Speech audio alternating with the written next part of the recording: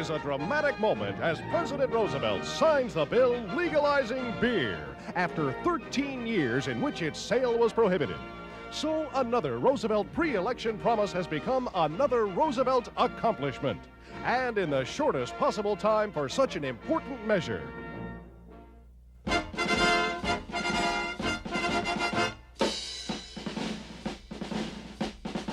Reporters greeted ex-President Hoover upon his arrival at Oakland Station and requested a statement as to his future activities. But all Mr. Hoover would say was that he was mighty glad to be back in California and would take a good rest at his home in Palo Alto before doing anything else.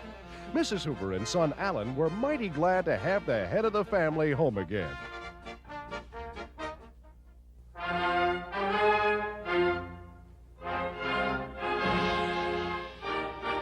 With the flood-swollen waters of the Ohio reaching a new high-level crest, whole districts of Cincinnati begin to take on the appearance of an American Venice, a city rising from an inland sea.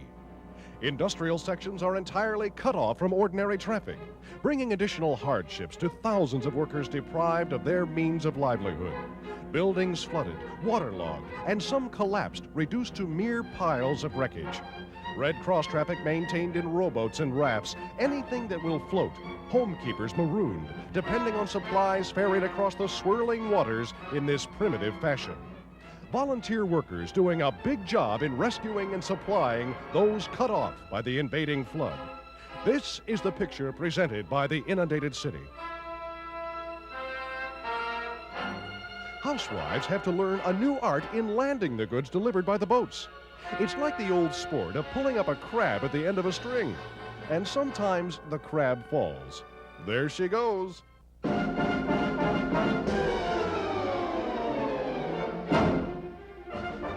The president's wife taking her exercise astride a horse.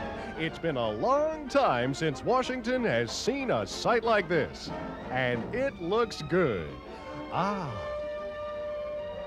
The camera boys are out in full force to get records of this ride of the First Lady of the land, astride her beautiful mount, Patches. Mrs. Roosevelt takes it all in good part. She and Mrs. Morgenthau graciously stop and pose for the cameras. And it's some picture.